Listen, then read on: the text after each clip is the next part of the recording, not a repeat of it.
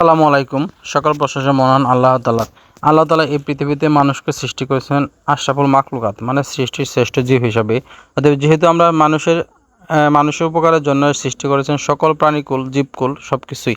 অতএব যেহেতু আজকে আমাদের ফার্মের দুইজন লোক আমাদের সাথে কাজ করে, এক হচ্ছে রিপন আর এক হচ্ছে সৈকত ভাই। সৈকত ভাই অনেক অভিজ্ঞতা সম্পন্ন ব্যক্তি এই ফার্মের ব্যাপারে। যেহেতু সৈকত ভাইকে আজকে পুরো কাজটা সামলাতে হবে, সেক্ষেত্রে সৈকত ভাইয়ের জন্য একা একা অনেক কষ্ট হয়ে যায়।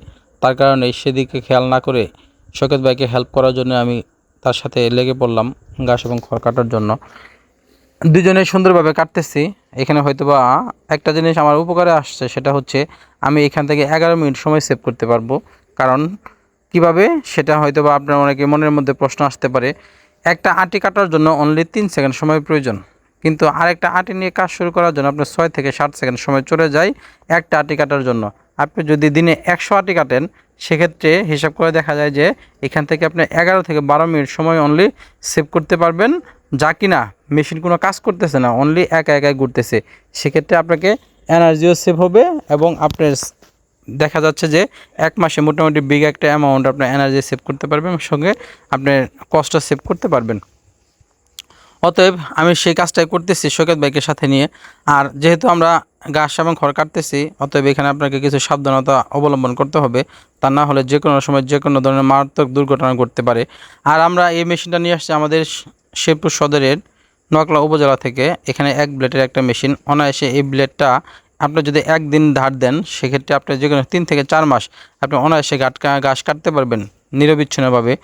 আর এখানে কিছু সাবধানতা অবলম্বন করতে হবে এবং মেশিনের গায়ে কিছু ইনস্ট্রাকশন দেওয়া আছে, সেখানে হচ্ছে রোলার হইতে সাবধান।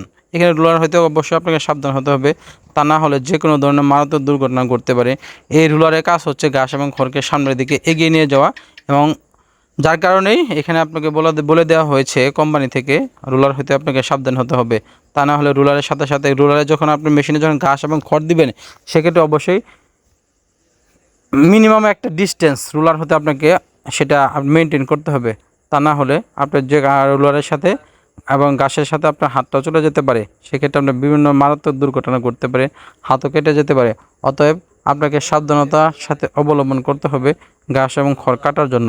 সেক্ষেত্রে অবশ্যই আপনাকে সাবধান থাকতে হবে এবং সবাইকে বলতে হবে, এবং দুইজনকেই সাবধান করতে হবে যাতে রুলার থেকে হাতটা একটু দূরে রাখে।